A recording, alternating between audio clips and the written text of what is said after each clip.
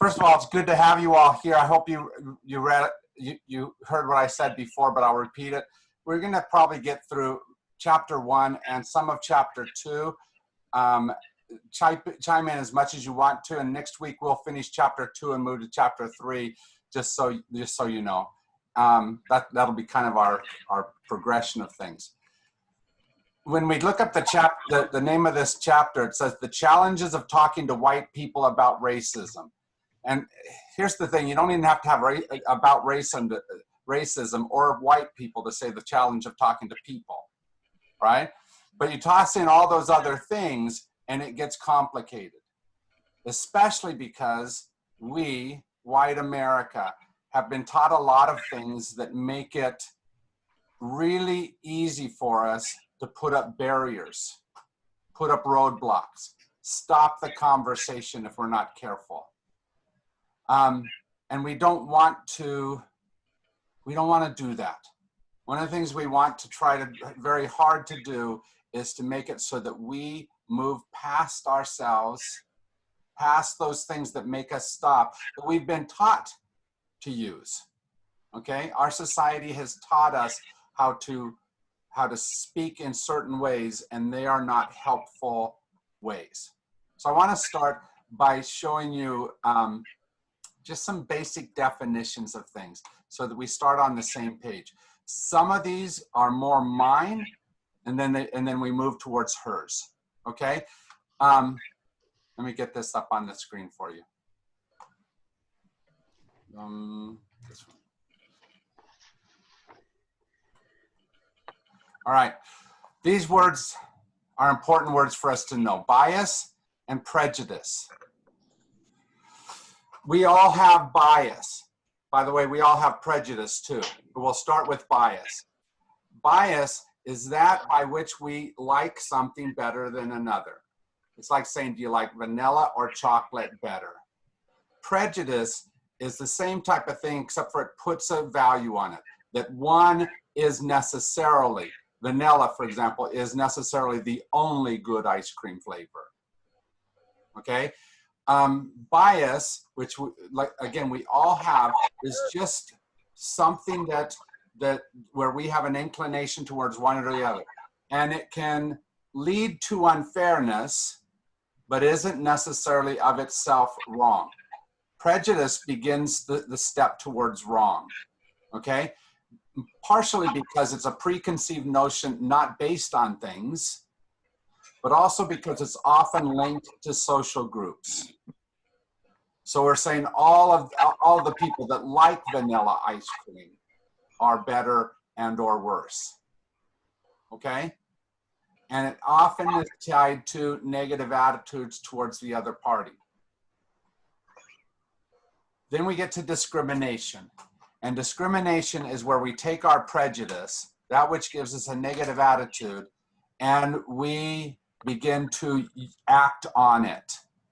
It's not just a thought process any longer. In discrimination, we do something about it.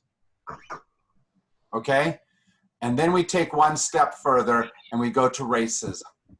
And racism is where a racial group collectively, with legal authority and institutional control, create a system. You cannot be racist. A system is racist.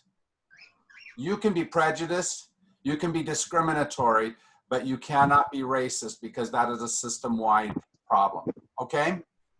And the problem with that is that system often overrides the individuals in it. I believe that most of you, for example, are well-intentioned human beings, that you're trying your best to deal well in a world with a lot of racist spaces. I don't believe that you are trying to be any of those bad things, but I profit from a racist system, a system that gives me advantages over somebody else. Does that make sense? And people try to derail this conversation all the time by saying, I'm not racist. If they tell you that when you're having a conversation with them, then you say, that's right, but the system is. Because racism doesn't lie in us, it lies around us. It makes it easier for us to do that which is biased towards us. Okay? And remember, even bias can have an unfairness. And so that's what we're trying to delve into, is where is that unfairness? And how do we profit from it at the expense of someone else? She says at one point, we are taught to have a racial viewpoint. We are taught that to have a racial viewpoint is to be biased. Unfortunately, this belief protects our biases. Why?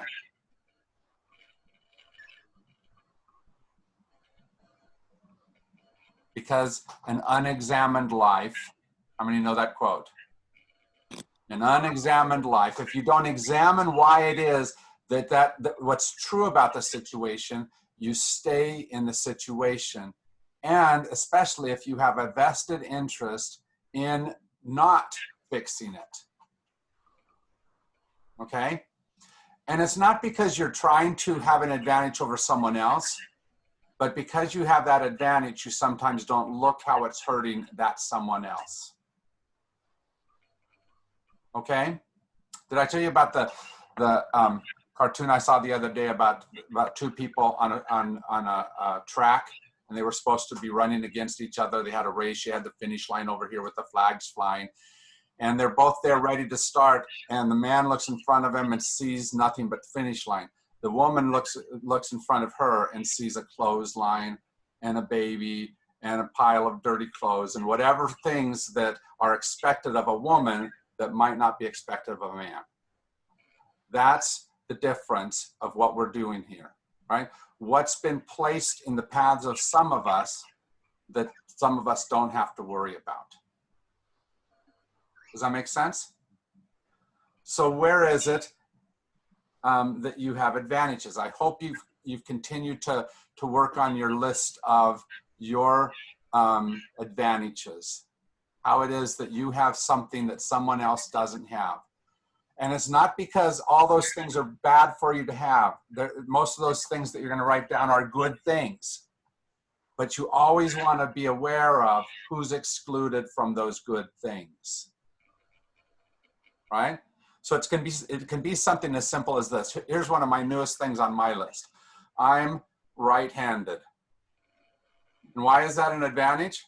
Because who's a left-handed person and was somehow taught in school that their way of doing it wasn't right, and someone tried to fix them and correct that wrong way of writing, right?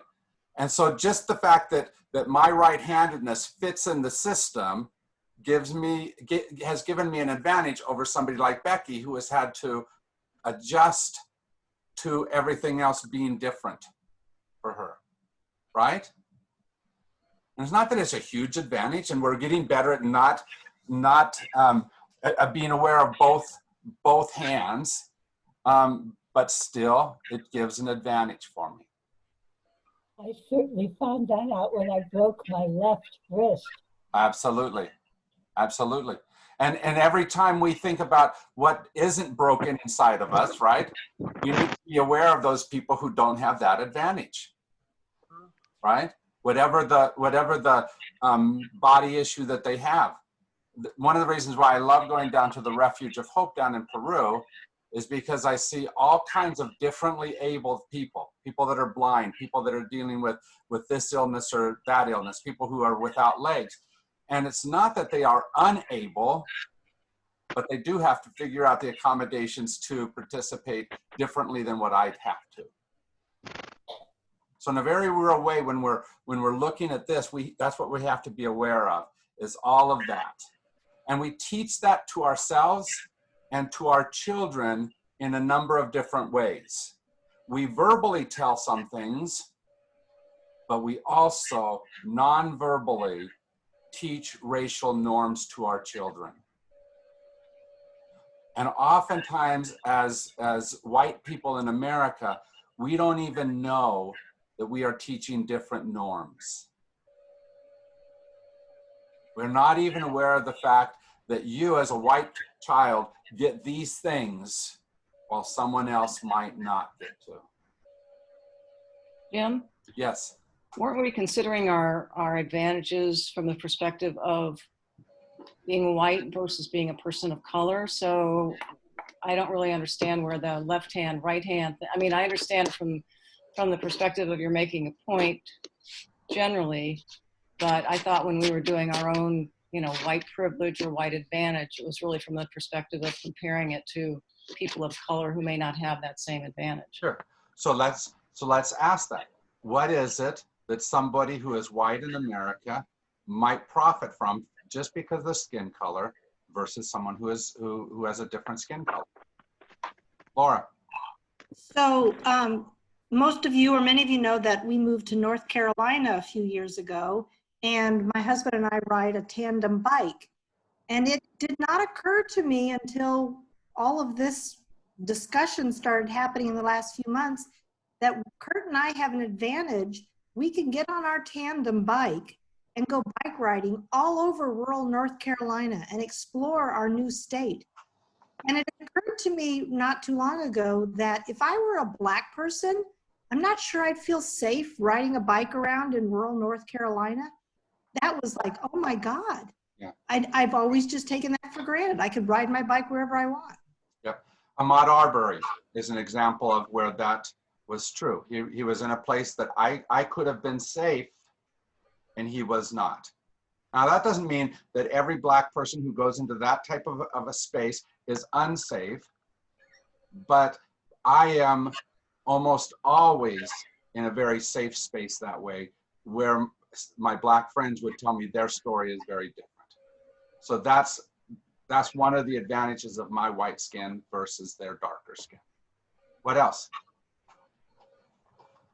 Yes, Nancy. Go ahead. One thing that was mentioned to me just this last week, I heard someone saying that a white woman crying is so much more effective than a Native American or a Black woman crying, if people are going to listen and believe.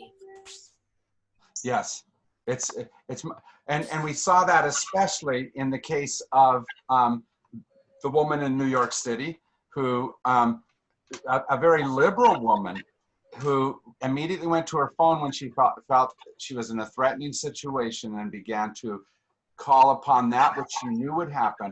Police would answer to a white woman's voice calling out against a Black man. Right? She knew that that would be an effective space. Right? In some sense, we're assumed to be innocent, and a Black face is assumed guilty. Mm-hmm. That's exactly right.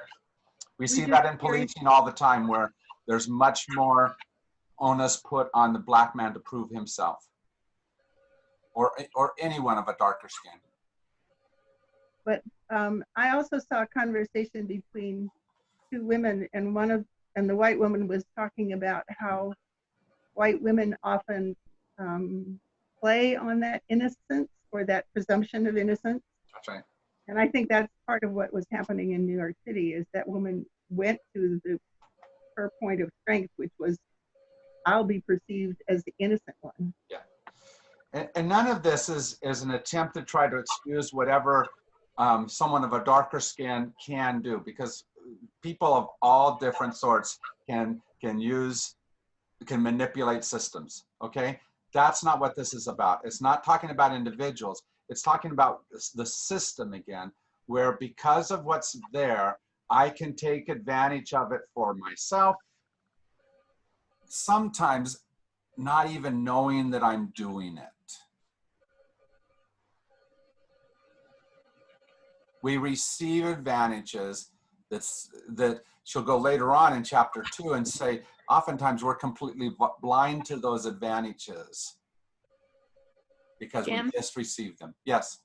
I was going to say, take the point of view of the African-American gentleman that was bird watching.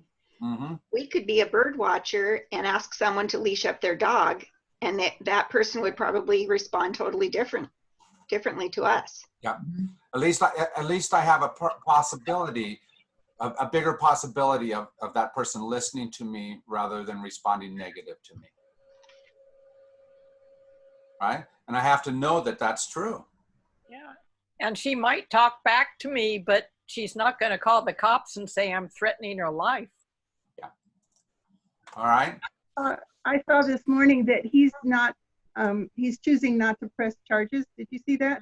And he's asking the police not to press charges as well. He is very clearly saying, no, I think that she has learned a lesson type of thing. Definitely. Yeah.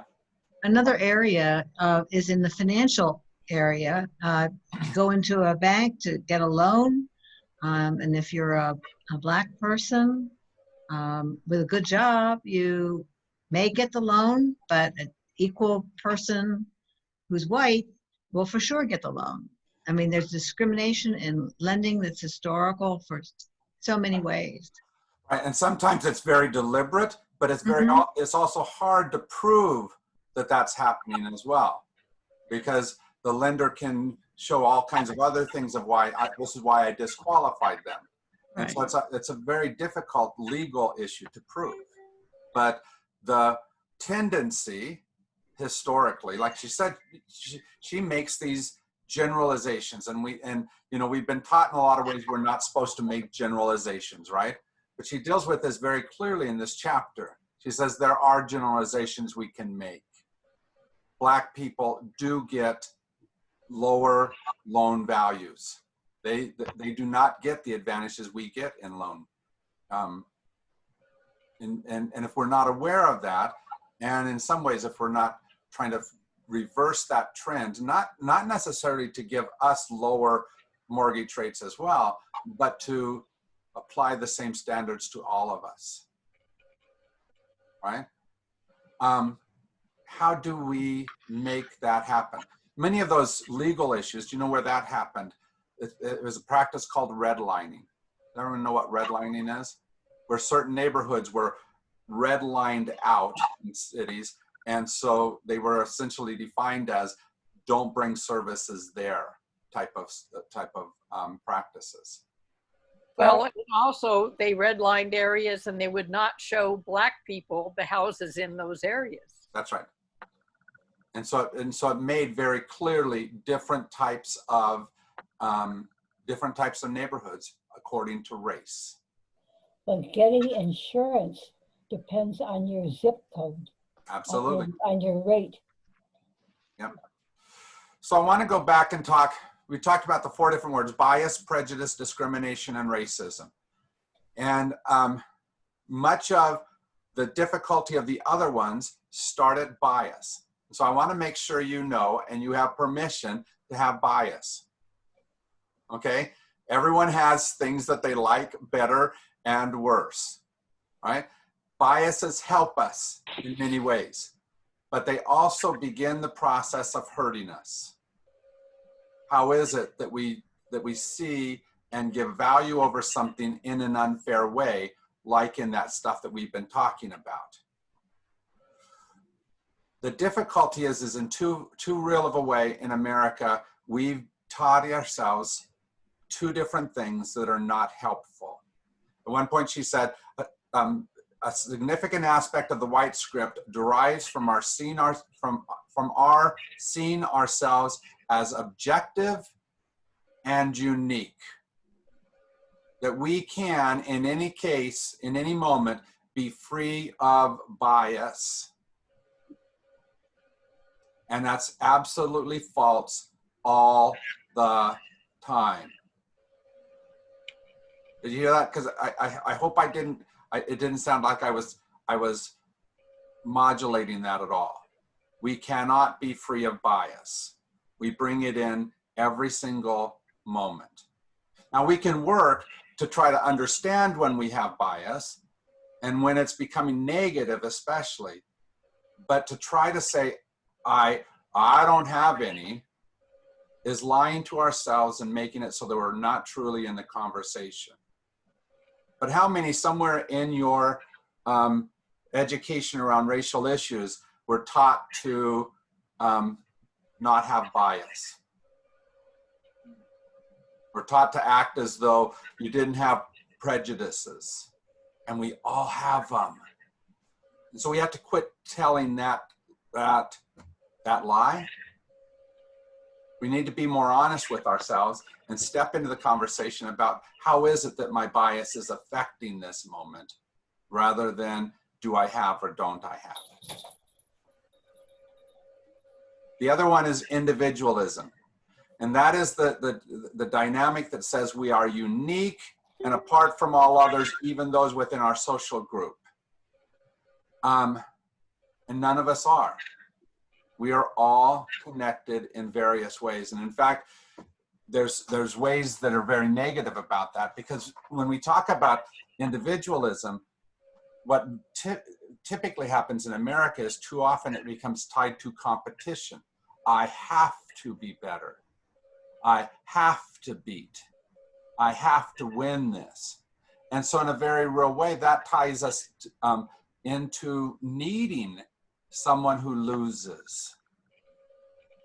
And so when we win, maybe because of our advantages, we say it's because of me, not because of that.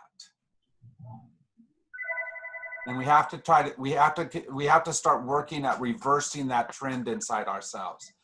That the goodness of who that other person is, I'm sorry, let me say that again. The way that they succeed or don't succeed affects me.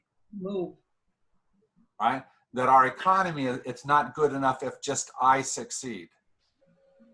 That they also need to have a good economy. They need to have a good salary. And it has to extend beyond just my individual aspect. Now, how many think I'm pretty right on all that? But how many sometimes still take advantage of whatever gives you something, gives you a step up on? We all do. We all do, don't we? But much of this class is about trying to reverse that. Go ahead, somebody was going to speak. Yeah, I am. How about when we keep telling our children in the children's moment that they are special, and aren't we promoting this individualism that it's just them? Yeah, and I hope it's not where it stops. That it's only you guys are special. You're right, Margaret. That can become the negative. That we're the only ones who have the right answer that will make you special. Yeah. Right. Okay. If it tends to be the larger question, I mean the larger statement that says you are special just like, right, and try to do that.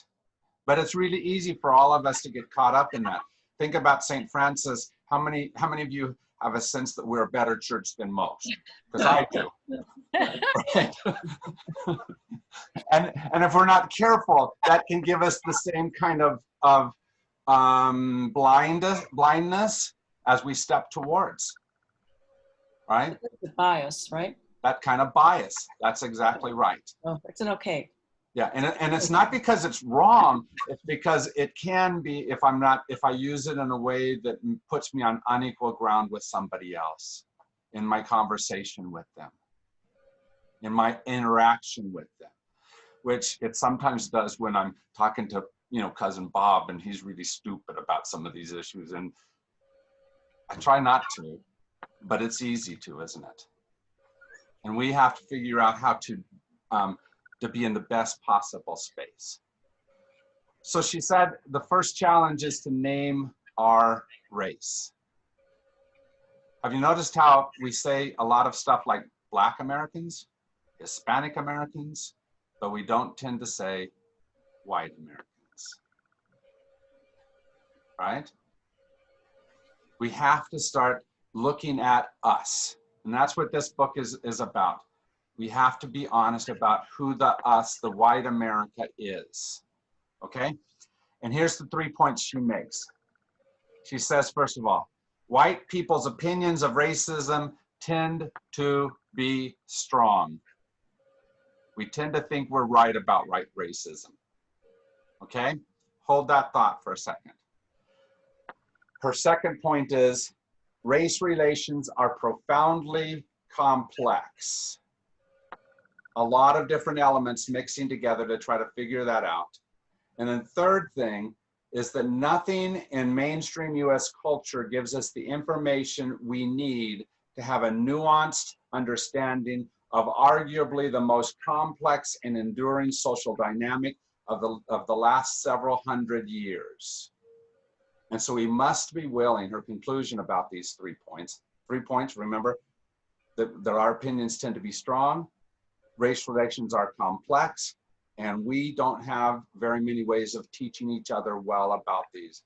And so we are almost, by definition, unnecessarily uninformed and even ignorant. Now, how many want to think that ignorance explains who you are in this issue? Most of Americans don't.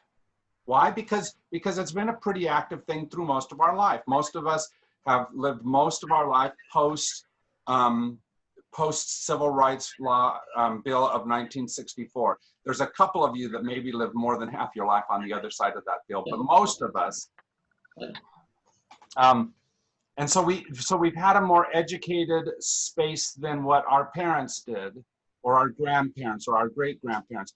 But that makes it so that we think that we are well informed. And so we have an opinion and we hold it tightly instead of being in the present moment. You see the problem that happens there? If we're already right, we don't converse any longer.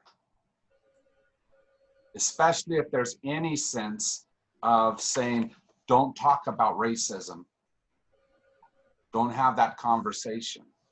And how many have had something of that sense in your background somewhere? Somebody who told you that. So how do you fight that? How are you learning to talk about these issues? What's helping you? What helped me was when I was living in New York City for 11 years, I became friends with a Black man who lived in the South Bronx, and he actually spent his whole entire life there. And it, you know, over the 25 years I knew him, you know, we had conversations about racial issues, and you know, he opened up to me about what it was like, and you know, the kinds of things that he went through it. And you know, I mean, he would just go through the subway and be stopped and frisked, and you know, his bag searched by police just because he was a person of color. Mm-hmm. You know, things like that. And we had deep conversations. We got to be very close friends. You know, and that couldn't have happened if I, you know, well, first of all, I mean, it was in a place where there were a lot of different cultures. And so it's much more possible to meet people there. And, but also it just is a matter of taking the time and getting to know what life is like in a different world than what I grew up in. Thank you. That's an incredible story. I appreciate that. How many have had some kind of experience like that where you have had someone of color that has been able to speak into your life and help your viewpoint? Good, good. How are you today in that conversation? You might want to ask yourself too. But anyway, go back to the other question. How else?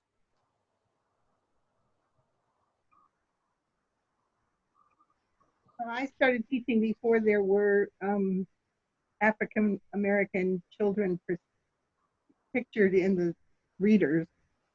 And when that first came out, I remember the kind of kerfuffle about, you know, why do we have to do that kind of thing. And so it became really apparent to me how important that was. And so I gathered over the years quite a collection of African American authors' children's books, and read them regularly to my whole class and talked about them. But it's not the same as having the exact conversation, but I encourage the kids to converse with each other as much as possible. But I know that breakthrough happened within my teaching experience. So no, that's not all that long ago.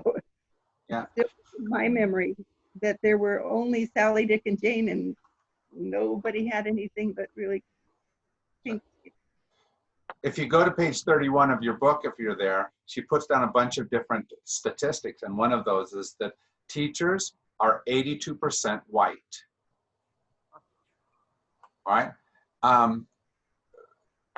That means that we are going to, if we're not careful, whitewash much of that educational system. And that was definitely true when more of us were growing up there. And the books that were available, Judy's exactly right.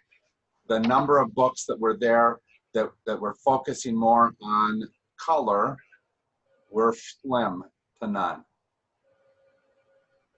And they've also found that Black kids who have at least one Black teacher in school do better than those who don't have any. That's right. That's right. I work on a Native American reservation Yes. as a speech pathologist, and I've worked in this same, general group of schools for 30 years. And I think of the change from 30 years ago to now. Mm-hmm. The hallways are covered with posters, art, everything having to do with Native Americans. You couldn't even find posters like that 30 years ago. You could not. The teachers used to be mostly white. Mm-hmm.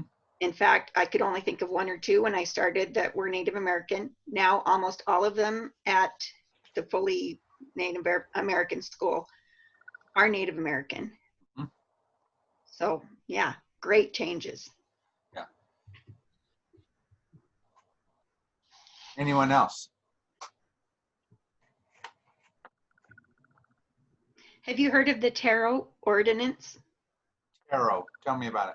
T-E-R-O. They have a sign on the highway between my white town, Scobie, and the reservation next town, Wolf Point. And I did not know what that meant when I drove by that sign on the highway across the line into the reservation area. So if you look it up, it's where anybody who's hired for working on the road construction, in schools, et cetera, on the reservation, Native Americans will get priority. They're looking for Native American people to fill those jobs. Yeah.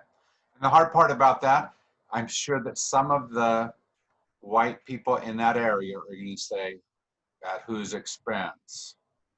What's happening here? Right? Yeah.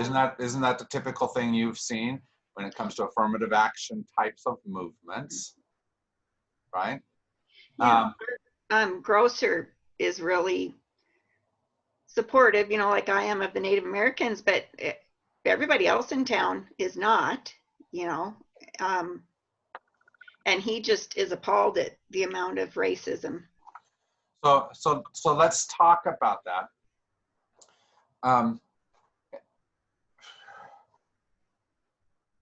She said at one point that as soon as we try to talk openly and honestly about this, white fragility steps in. Let me just tell you what I believe she is meaning by that.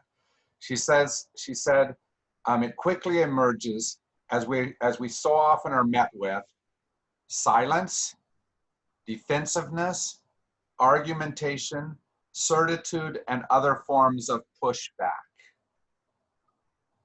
Okay? In the conversations that you've had and the conversations that you've tried to have, how many have met with something like that? Or even, let's take it even a step further, how many sometimes have been presented with something and your first reaction was to be one of those things? Right? Because they're very simple things to get to, because we don't want to believe that we are. We don't want to, we want to fight that. And yet, okay, then she goes on and says, these things, the silence and defensiveness, that's not natural reactions. Those are social forces. And she goes on to talk about what the social forces are. It's ideologies of individualism, ideologies of meritocracy, narrow and repetitive representations of people of color. It's us emerging from segregation in our schools and neighborhoods. How many of you growing up had very few people of color in your school? I can name the 2 in my junior high. 2. Roger ran with me, and Regina was a grade level below me. 2 people of color. That was it. And that was not uncommon for us. And that segregation gives us a very biased view, which can lead very quickly to discrimination. Another social force is truncated history. What gets taught, not just in the history books of our schools, but also in the stories that Judy talked about, where Judy said that there's only these kinds of people in the stories, and some things are left out that aren't as opposed to other things. Then she talks about taboos on openly talking about race, and finally white solidarity. All of those things make it so we don't enter into a true and a full conversation about race in America. And we have to start pushing on that. And I mean we, going back to what I talked about right near the beginning, we, progressive America, have got to advance, progressive white America, have got to push and advance the conversation. We have to be part of how we have a better conversation in America. And we don't want to just leave it to our friends that are people of color. We need to be part of that conversation as well. Because we don't want it to be people of color against the whites that aren't going to move. That's a bad conversation to have, because that only ups the racism that's possible there. We entering into that conversation allows it to be a better, more honest conversation, I believe. Jim? Yes. I had an interesting thing happen to me. I posted on Facebook about the issues around Confederacy, the Confederate flag and the statues. And my husband's cousin replied, well, I'm against all the looting and pillaging and tearing those things down. You know, yeah. I have to disagree with you. You know, she totally missed the fact that what I posted brought up, you know, from another perspective, why those things never should be in our society. But see, that's a very typical response. We love to divert the conversation when it doesn't suit us, right? It's correct that right now looting is not a good thing. Looting is never a good thing, right? That's a good conversation to have at some point, but not at the expense of the conversation you were trying to have. The conversation you were trying to have is an essential conversation that shouldn't be derailed by that. I heard it said something like this. Oh, I was going to care about that man who got killed, but then somebody stole a pair of pants. Do you see, it's a minor issue compared to? And we have to start telling people it doesn't matter that that's a bad thing too. It is not at the level of what this conversation needs to be. Mm-hmm. These racial issues, as the quote right at the beginning said, are maybe the most important thing of the last few hundred years. Right? Because for the first time, we are mixing across continents in ways that we haven't ever done before. Right? And where before we were able to isolate ourselves in our same type of group really easily, now that's not possible. And so we're stepping into these places that for a few hundred years have been defined one way. and we've got to start defining them differently. And the hard part is it sometimes goes way back to how America was formed and some of the conversations that happened right at the beginning of our nation. All right. And as you go into chapter 2, it begins to talk about her take on history and what some of the founding fathers, I think it was Thomas Jefferson in particular, she started talking about, and the types of things that they began to put into place to change the conversation. And throughout our history, we've tried to do that. Most of the statues that are coming down, how many know that that has nothing to do with, it wasn't an honoring of Civil War generals when they were put up. Everyone knows that. It was an assertion of white, changed the conversation, not going back to honor the generals. Okay? Well, and Robert E. Lee said they should not put up statues of himself and the other generals. And so to try to say, well, that rebel flag, that just is my heritage. No, it's not. That's a diverting of the conversation. You may want to call it that, but it is a much bigger picture than just what you're trying to call it. And we have to start stepping into those places.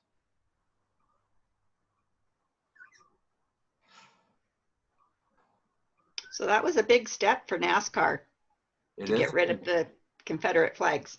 Yeah, especially because NASCAR is so strong in that area of our country, and to step up and say that is not something we're going to do. And Mississippi, of all places, finally is taking that out of their flag. Yeah. And it was the entire legislature that voted for that. Yeah. But on a personal level, though, these are very hard conversations to have. They are. As a white person who I have always felt that I was open-minded and I have the right kinds of views as a progressive and all of that. And yet I've got a couple of really close friends who are of color when I talk with them, and they just casually mention something about growing up and where they grew up or the circumstances that they had, and it's just, first of all, it's painful for me to hear this because I care about them and it wasn't easy for them, and then I feel guilty that I had all these other benefits that they never had, and growing up and as young adults, and so it makes me not want to talk about or hear their stories because it doesn't feel good to me. Sure. And so I struggle with this. This is an area for me that's difficult. It would be much more convenient if it wasn't there for us. Yeah. And especially because it kind of convicts us that I haven't been listening through most of my life. Right. Right? I mean, not in this kind of way, not in this kind of really intense personal way. Yeah. And when I was a sophomore in high school, I think I've told you this before, I moved down to South Texas, where suddenly I went from that school with almost no one of color. And from that time on, I was a minority, right? There were more Hispanics than whites. There was a huge population of African Americans that I had not had much contact with before. And they were the people that I dealt with on a regular basis. And yet it took a long time for me to begin to see that their America was not the same America I was privileged to grow up in. And I've recently recognized, Jim, that when I do have the opportunity to hear those stories, one of the mistakes I've made is in trying to relate to the people and somehow signal that I understand. I tell my own story, which I've now realized discounts what they've just told me. Yeah. I was totally unconscious of until just recently. And it just, it hurts me that I've done that. Yeah. I feel the same way, Judy. Sure. Yeah, I don't know how to undo it. And for me to keep silent doesn't seem right either. The tough part is that we've been building this system for quite a while. So chances are it won't be taken down tomorrow. But we can begin the dismantling of it. We can begin having the conversation. We can begin doing that which will bring us to a better space. But to do that, we have to be willing to step into challenging conversations. Right? We cannot shy away, because the biggest thing that has happened through the years, periodically, white fragility has been breached, and we've realized that we have to do something, and it lasts for a couple of minutes or a couple of weeks or a couple of months, and then we go back into a place of comfort again. We have to help each other not to go to that place of comfort. Laura. So for a while I was thinking, well, what I need to do is have those uncomfortable conversations with people of color, whether they're friends or reach out in some way and say, I want to be an ally.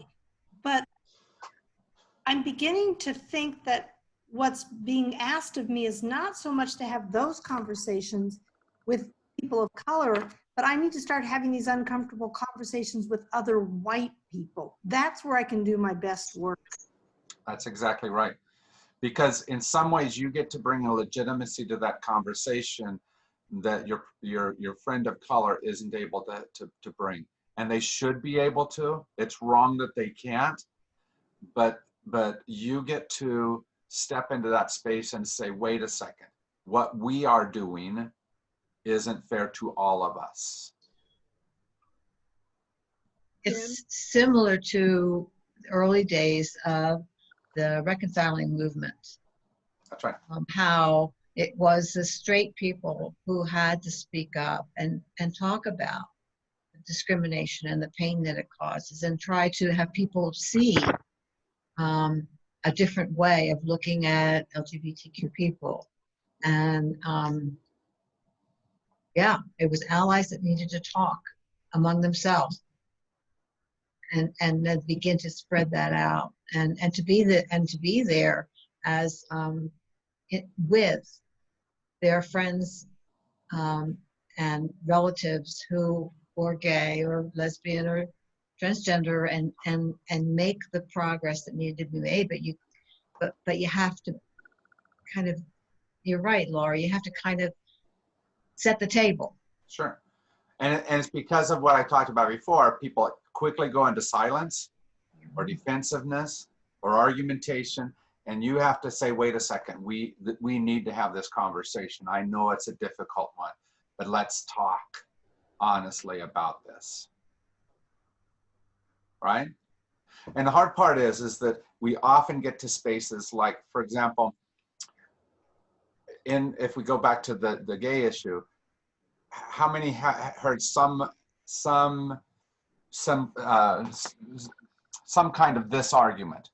Well, if we give marriage to them, it will cheapen my marriage. And there's an automatic sense that if we have these conversations, our levels will go down. That's not what we want to happen. We want levels to come up. We want to say, what is it that everybody should receive? Not what do I have to give up in order to someone else have, but what is it that we all need to have? What's the legitimacy that everyone should have? What's the power that everyone should have? What is it that no one should have to face?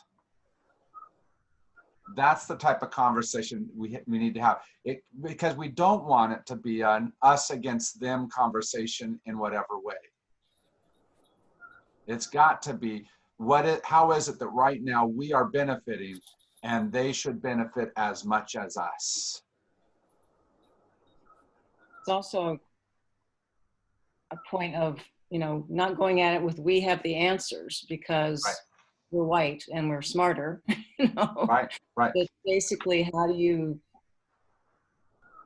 reach that level that Laura's talking about, where you're having that conversation with white people so that you don't approach it from the standpoint of, well, you know, we know this is what's wrong and we've got some ideas about how to fix it. You have to find a blend between what you understand to be the problem, which I think does mean having conversations with people of color as well.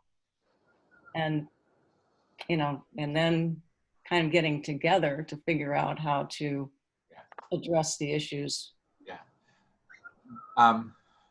But it is that addressing the issues that is important, because silence easily gets us to where we're not doing that. Quickly gets us there. And it's easy, but we have to risk our white fragility. That's her whole point, is that we often step away because there's something that's going to threaten, something that's going to be hard, something that feels like it's going to break us in one way or another. Right? And we have to know, first of all, that we're stronger than that, but also that we are good enough to be able to have those kinds of conversations. Not just us, but that other person who's against you. One of the nice things about this George Floyd moment is how many felt right after the conversation, you felt the hurt, not just in you, but in some of your more opposite friends. Did you see that? Cousin Bob that I talk about all the time, he knew right away that that was a wrong moment. And he was willing to be in a conversation differently than what he had before. And that's what we have to work on right now. There are people who are willing and wanting to talk today that weren't before. Now, some of them quickly went back to a camp that said, oh, it's whatever their solution is. But some people are still sitting there saying, wait a second. We have to find those people and begin to have that conversation. I mean, I think I wasn't part of the reconciling work that was done, but I think part of what moved that whole issue forward too is that people had members of their own family who were part of that community. So you could still be talking sort of a white person to a white person and, you know, have their experience to bring to the conversation. So maybe what we need to find now are people who are in mixed marriages who can, you know, bring some experience from their husband or wife that speaks to, you know, something we could all learn from. Can I tell you one thing that's really, really good about this moment in time? No, let me ask you a question. How many of you have somebody of color in your family at some point or another? How many have somebody like that in your family? Most of us do these days, right? Maybe it was the wayward son that got somebody pregnant and suddenly there's a child who is of a mixed race that's there, right? But most of us have someone who is us, who is of color. Many of us have a lot of that.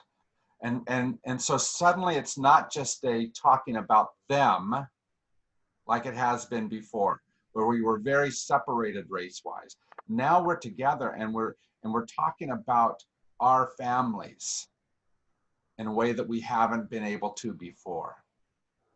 Now, it's not going to be a perfect conversation still, but at least that gives people an entry point into the conversation in ways that they didn't have before.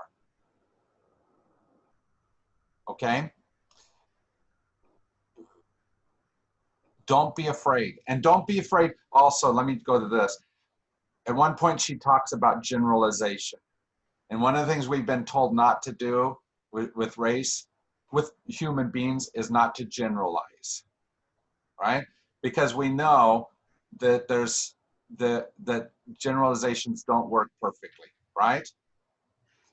I'm looking at the screen, and except for Earl down here, I'm seeing a whole bunch of women. Oh no, there's Ted too. okay? But for me to say that all of you are this because you are a woman would be ludicrous. But she's very clear about saying that there are generalizations that can be made. There are ways that we can talk about what we generally as white America receive that are true. So because we don't want to, we want to treat people as individuals, but we also have to be careful to not avoid the fact that there are general statements that we can make and that we need to look at, okay? She ends up with a bunch of questions. Specifically, she ends up the chapter 1 with a bunch of questions that I think are really important for us to think about. And these are generalized questions. Why does this conversation unsettle me? We need to ask that of the person that we're talking to as well. Why is it that right now America is unsettled over racial issues? And it's because of some of those general things that we receive and someone else doesn't. She goes on and asks, what would it mean if all this were true? How does this lens change my understanding of racial dynamics? How can my unease help reveal the unexamined assumptions I have been making? And is it possible that because I am white, there are some racial dynamics that I can't see? If we begin to really honestly ask those questions, and those are right at the end of chapter 1, and so if you go back to that, you can find those.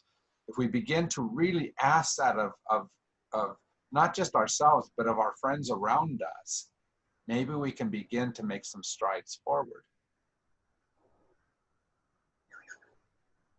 It's not simple work.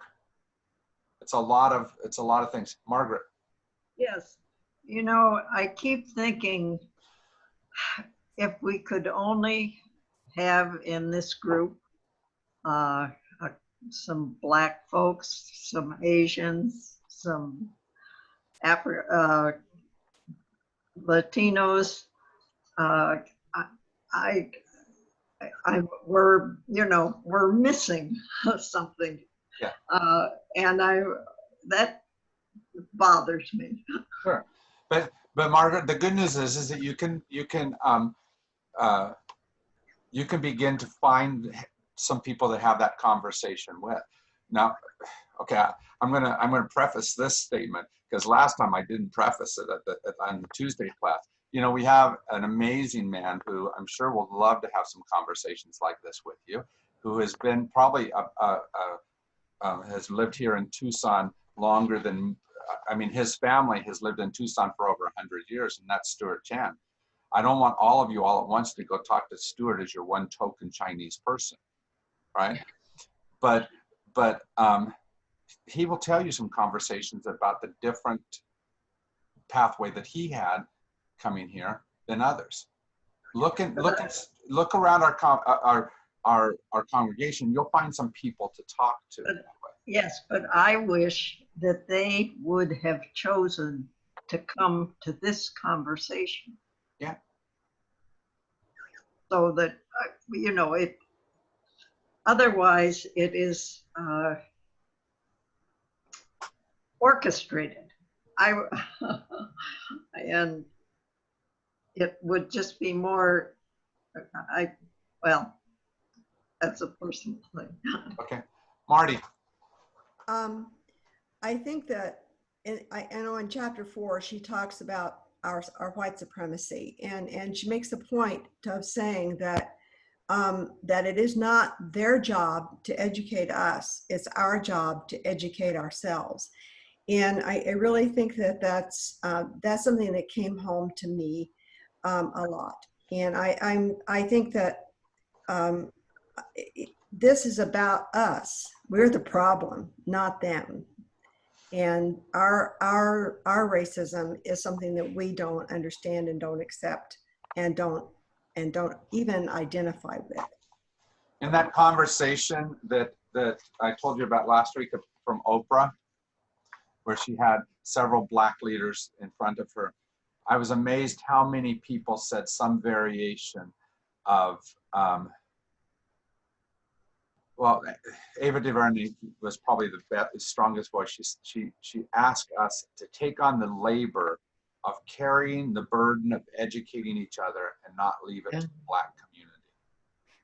That it is specifically our job to be in that role where we are helping us to understand this situation better. And part of that is because the whole system of racism, remember, is part of it is the underlying structures that are there that we have to start questioning.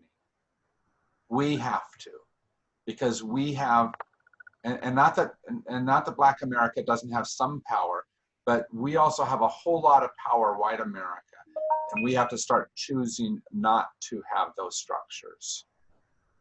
Yep. Right? In this chapter, she talked about it took men speaking up and choosing to help undo the structures of in order to let women get the vote. Women didn't have the political power at that time to be able to make that happen. They could assert power, but men had to also step into that role, right? Black America is asserting power, but white America also has to start voting essentially, to do some of this. I figured this is our education. Yeah. We're going to college or high school or elementary school with this book. Yeah. So we've solved it all, haven't we?